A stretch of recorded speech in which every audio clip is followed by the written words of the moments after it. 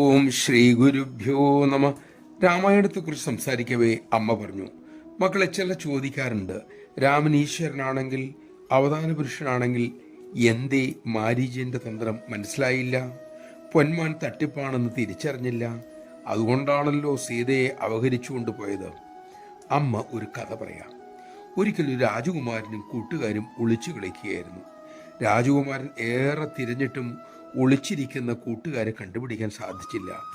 കുമാരന്റെ വിഷമം കണ്ടപ്പോൾ ഒരു ഭടൻ സ്വകാര്യമായി പറഞ്ഞു, കുമാരൻ വിഷമിക്കരുതേ, മുന്നിൽ വരൂ എന്ന് ആജ്ഞാപിക്കുക, അവർ ഉടൻ തന്നെ വരുമല്ലോ, അധികാരം ഉപയോഗിക്കൂ.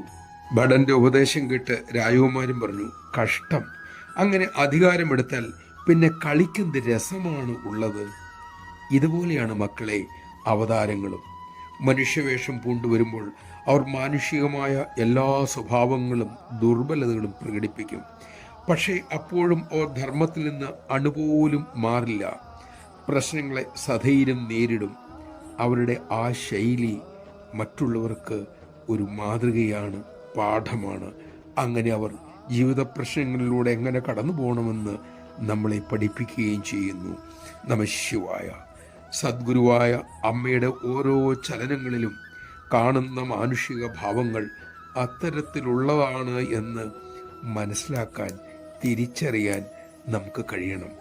അല്ലെങ്കിൽ യദുകുലത്തിന് പറ്റിയത് നമുക്കും പറ്റും. യദുക്കൾ കരുതി കൃഷ്ണൻ നമ്മുടെ കൂട്ടത്തിലുള്ള ഇത്തിരി മിടുക്കനായ ഒരു യാദവനാണ്.